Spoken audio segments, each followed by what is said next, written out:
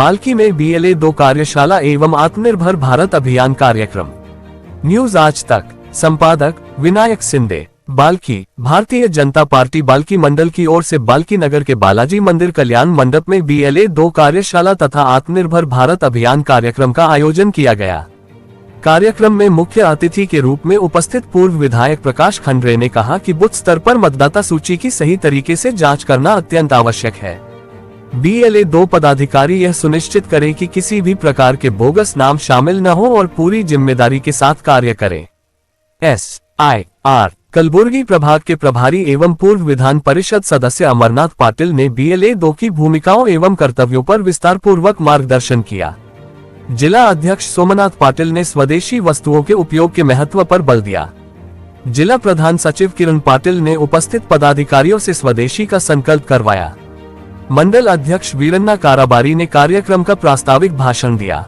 मंडल प्रधान सचिव पंडरी मैत्रे ने कार्यक्रम का संचालन किया। युवा मोर्चा अध्यक्ष डॉक्टर जगदीश भूरे ने आभार व्यक्त किया।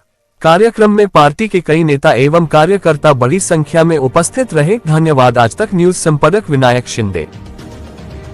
घर घर स्वदेशी, हर घर स्वदेशी ಯಾಕೆ ಆ ಕಾರ್ಯಕ್ರಮ ಕೊಟ್ಟಿದ್ದಾರೆ ಅಂತಂದ್ರೆ ನರೇಂದ್ರ ಮೋದಿ ಅವರು ಈ ದೇಶದ ಪ್ರಧಾನಮಂತ್ರಿ ಆಗಿದ್ದಾಗ ನಮ್ಮ ದೇಶದ ಅರ್ಥವ್ಯವಸ್ಥೆ ವಿಶ್ವದ 14ನೇ ನಂಬರ್ ನಲ್ಲಿ ಇತ್ತು. ಇವತ್ತು 4ನೇ ನಂಬರ್ ನಲ್ಲಿ ಇದ್ದೀವಿ. ಬಹುಶಃ ಈ ಡಿಸೆಂಬರ್ ವರೆಗೆ ನಾವು ಜಪಾನ್ ಅನ್ನು ಹಿಂದಿಕ್ಕಿ 3ನೇ ನಂಬರ್ ಬರ್ತಾ ಇದ್ದೀವಿ ವಿಶ್ವದ ಆರ್ಥಿಕ ವ್ಯವಸ್ಥೆ.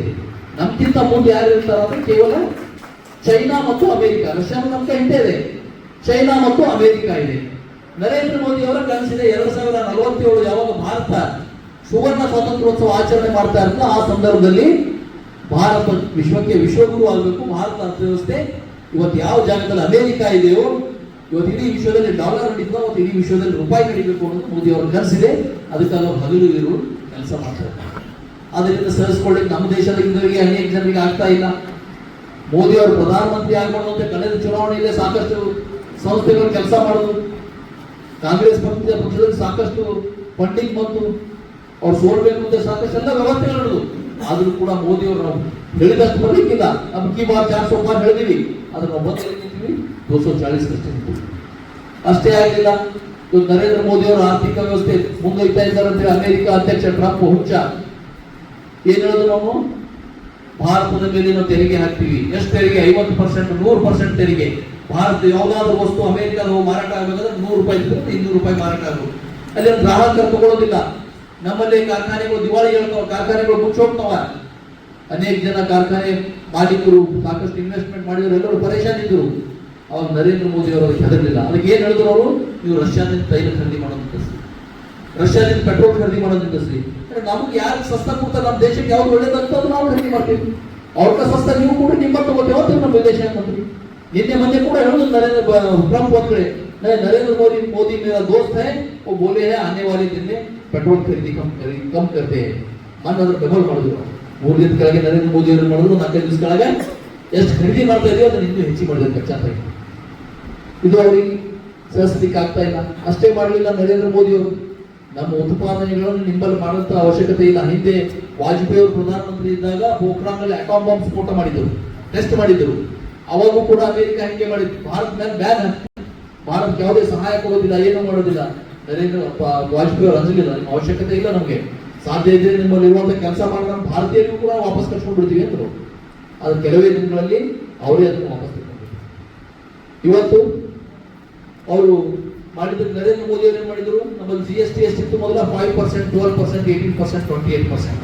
28% GST ತೆಗೆದುಬಿಟ್ರು, ಕೇವಲ 18% ಮತ್ತು 5% ಮಾಡಿದ್ರು. ಅದು ಮಾಡೋದ್ರಿಂದ ಏನಾಗ್ತು ಅಂತಂದ್ರೆ ಕೆಲವೊಂದು ವಸ್ತುಗಳು, ದಿನೋಪಯೋಗಿ ವಸ್ತುಗಳಿಗೆ 0% ಮಾಡಿದ್ರು. ಅದು ಮಾಡೋದ್ರಿಂದ ಮೊನ್ನೆ ದೀಪಾವಳಿಯಲ್ಲಿ ಒಂದು ಕ್ಯಾಲ್ಕುಲೇಷನ್ ಬಂತು.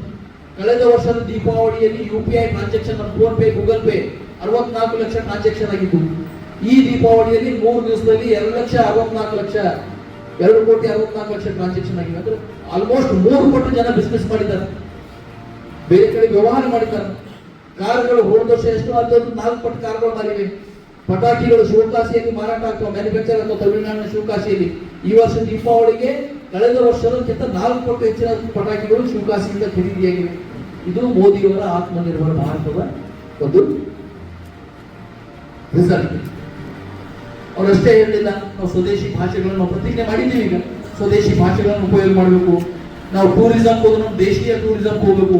ಇವತ್ತು ಇಡೀ ವಿಶ್ವದಲ್ಲಿಯೇ ಭಾರತ ಮಾತೆ ಎಷ್ಟು ವೈಭವಿ ತಳ ಅಷ್ಟು ಯಾವುದೇ ದೇಶದಲ್ಲಿ ಇಲ್ಲ.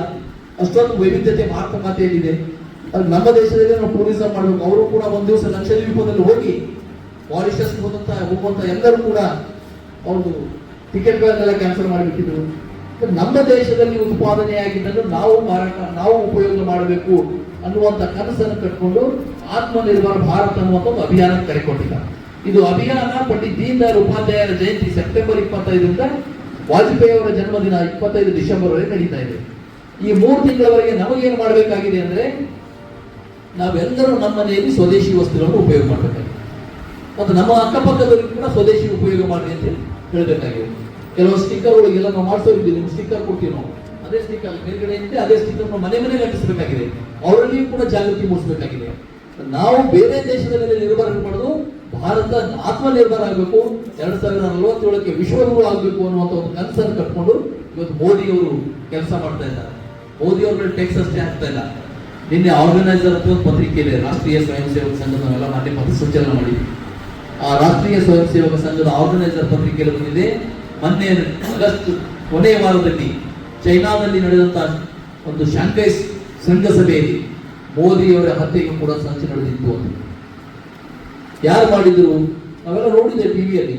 ಮೋದಿಯವರು ಶಾಂಘೈದಲ್ಲಿ ಯಾವ ಹೋಟೆಲ್ನಲ್ಲಿದ್ರು ಅದೇ ಹೋಟೆಲ್ ರಷ್ಯಾದ ಅಧ್ಯಕ್ಷ ವ್ಲಾದಿಮಿರ್ ಪುಟಿನ್ ಬಂದು 10 ನಿಮಿಷ ಅವ್ರ ಹೋಟೆಲ್ ಎದುರುಗಡೆ ಕಾರು ನಿಂತ್ಕೊಂಡಿತ್ತು. ಅವ್ರ ಕಾರಿಗೆ ಅರ್ಧ ಗಂಟೆ ಅವ್ರು ತಿರುಗಾಡಿಸಿದ್ರು. 2 ದೊಡ್ಡ ರಾಷ್ಟ್ರದ ಪ್ರಮುಖರು, ಒಬ್ಬ ರಾಷ್ಟ್ರಾಧ್ಯಕ್ಷ, ಇನ್ನೊಬ್ಬರು ಪ್ರಧಾನಮಂತ್ರಿ.